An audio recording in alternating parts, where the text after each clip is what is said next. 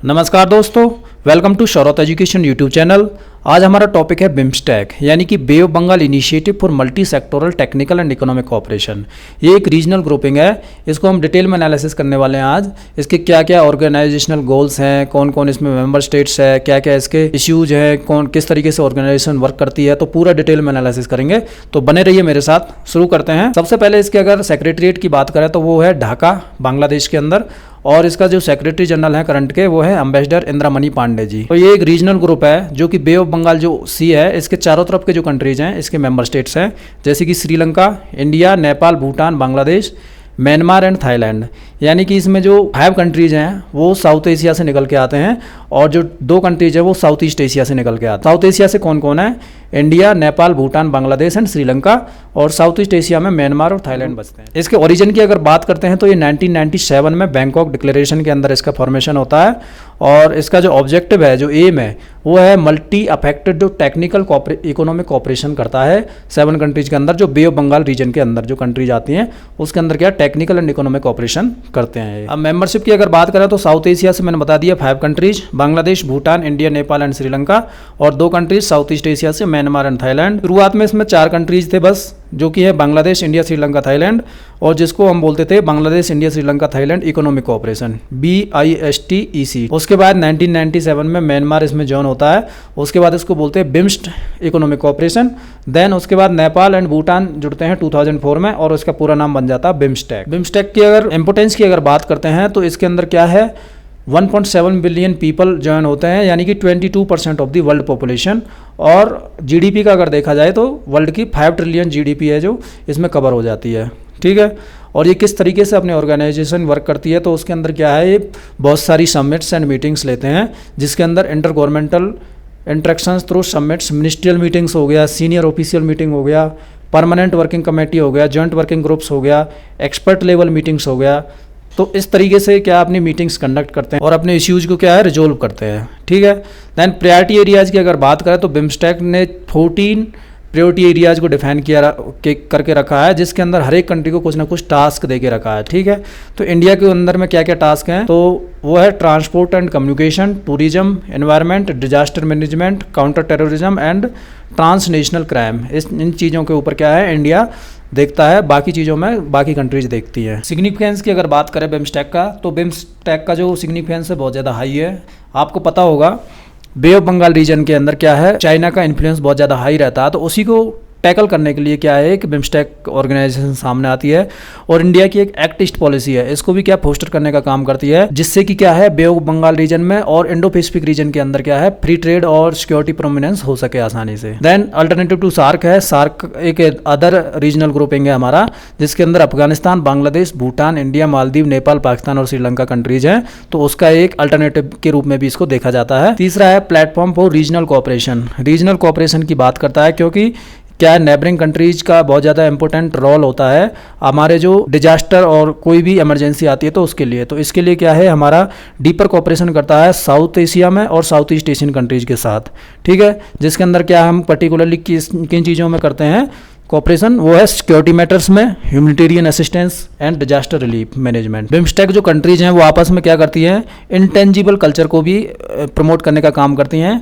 जैसा कि आपको पता होगा इंडिया के अंदर क्या है एक centre for bay of Bengal studies करके है नालंदा यूनिवर्सिटी के अंदर, जिसके अंदर क्या है regional collaboration and cultural exchanges का इंपॉर्टेंट रोल अदा करती है। यानी कि जो कल्चर है हमारी, जो बिम्स्टेक जो रीजन है उसके अंदर जो कल्चर है उसको एक्सचेंज करने का काम करती है। चैलेंजेस क्या है, चैलेंजेस बहुत ज़्यादा है इसके अंदर, आपको पता होगा lack of efficiency and slow progress. आपको ये ऑर्गेनाइजेशन जो देखने के लिए मिलेगी ये क्या है, इसके अंदर बहुत सारी जो पॉलिसी मेकिंग है वो इनकन्सिस्टेंस होती हैं, यानी कि रेगुलर बेसिस पे नहीं होती हैं, इनफ्रीक्वेंट ऑपरेशनल मीटिंग्स होती हैं, lack of educate financial and human resources होती है, यानी कि इनके पास इतना ज़्यादा पैसा भी नहीं है, क्योंकि आपको पता होगा जितनी भी कंट्रीज इसके मेंबर स्टेट्स हैं लो इनकम ग्रुप कंट्रीज से निकल के सामने आती हैं। Limited intra regional trade and connectivity भी इतनी ज़्यादा हाई नहीं है। एक प्रोजेक्ट था BBIN कनेक्टिविटी प्रोजेक्ट करके, बांग्लादेश, भूटान, इंडिया, नेपाल, ये भी अभी तक क्या फाइनल नहीं हुआ है।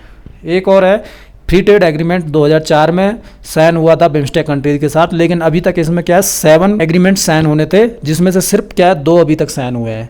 तो इसका आप देख सकते हो कि FTA भी अभी तक इसमें क्लियर कट नहीं हुआ है। तीसरा है BIMSTEC goals of economic cooperation, यानी कि जो रीजनल ट्रेड है बिम्स्टेक कंट्रीज के साथ वो आपस में बहुत कम है, और जबकि जो बाकी कंट्रीज हैं, जो नॉन मेंबर स्टेट्स हैं, उनके साथ ज़्यादा मतलब ट्रेड करते हैं कंट्रीज। तो इसकी वजह से क्या है, एक चैलेंज निकल के सामने आता है। दूसरा है challenges in maritime trade and fisheries. जो बे ऑफ बंगाल रीजन है, ये क्या है, एक रिच फिशिंग ग्राउंड है, जिसके अंदर वर्ल्ड का 7% जो फिशिंग होती है, टोटल फिशिंग, उसका 7% क्या है, बे ऑफ बंगाल के अंदर ही होती है। इसके बावजूद भी FAO यानी कि फूड एंड एग्रीकल्चर ऑर्गेनाइजेशन है यूनाइटेड नेशंस की, इसने बोला है कि बे ऑफ बंगाल के अंदर सबसे ज़्यादा illegal, unreported and unregulated fishing hotspots Asia Pacific region के अंदर इसको कंसीडर किया है। यानी कि unreported and unregulated illegal fishing होती है इसके अंदर। ये एक बड़ा चैलेंज सामने आता है। Other issues among member states हैं, रोहिंग्या रिफ्यूजीज है, आपको पता होगा, बांग्लादेश और म्यांमार दोनों कंट्रीज का है, और इंडिया नेपाल बॉर्डर इश्यूज है। म्यांमार डोमेस्टिक पॉलिटिक्स, आपको पता होगा म्यांमार के अंदर क्या मिलिट्री कूप हो चुका है ऑलरेडी, तो ये भी एक इश्यू निकल के सामने आता है। तो ये बहुत सारे इश्यूज हैं इसके अंदर। अगर वे फॉरवर्ड की अगर बात करें तो बिम्स्टेक के अंदर क्या है, एक बिम्स्टेक चार्टर होना चाहिए, फाइनलाइजिंग दी बिम्स्टेक चार्टर, यानी कि एक लीगल फ्रेमवर्क होना चाहिए जो कि बिम्स्टेक के जितने भी फंक्शन होते हैं उनको रेगुलर बेसिस पर कंडक्ट करा सके और जो फाइनेंसेज को अच्छे से मैनेज कर सके। ठीक है।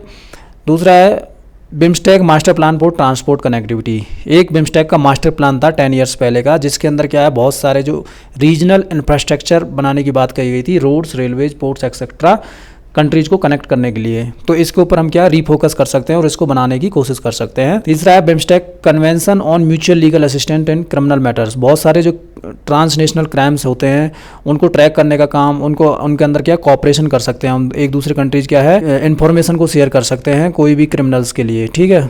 तो क्रिमिनल एक्टिविटीज़ को कंट्रोल करने का भी काम ये एक रीजनल ऑर्गेनाइजेशन काम कर सकती है। Bay of Bengal large maritime ecosystem बना सकते हैं इस तरीके का कोई प्रोजेक्ट जो कि FAO and global environmental facility to curtail IUU illegal unreported and unregulated fishing को कंट्रोल कर सके। ठीक है।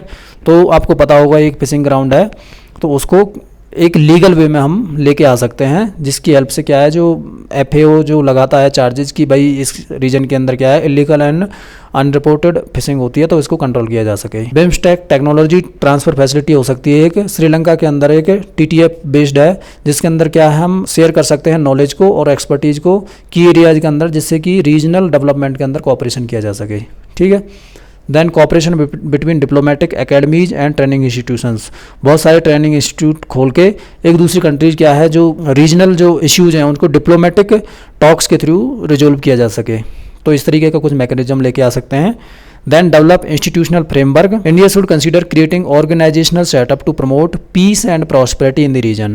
It is also necessary to establish successful institutions for BIMSTEC similar to the South Asian University under the SARC. SARC के अंदर में क्या है, एक साउथ एशियन यूनिवर्सिटी है, उसी तरीके का कुछ फ्रेमवर्क BIMSTEC के अंदर भी हम लेके आ सकते हैं, जिसके अंदर क्या है हम इंस्टीट्यूशनल फ्रेमवर्क बना सकते हैं और उसके अंदर ऑर्गेनाइजेशनल सेटअप कर सकते हैं पीस एंड प्रॉस्पेरिटी को मेंटेन करने के लिए रीजन के अंदर। Then promote citizen frame engagement. एक इनिशिएटिव लेके आ सकते हैं बिम्स्टेक पार्लियामेंट्री फोरम, जिसके हेल्प से क्या है जो पीपल टू पीपल जो कनेक्टिविटी है उसको एनहेंस कर सकते हैं हम। तो ये टॉपिक यहीं पे खत्म होता है।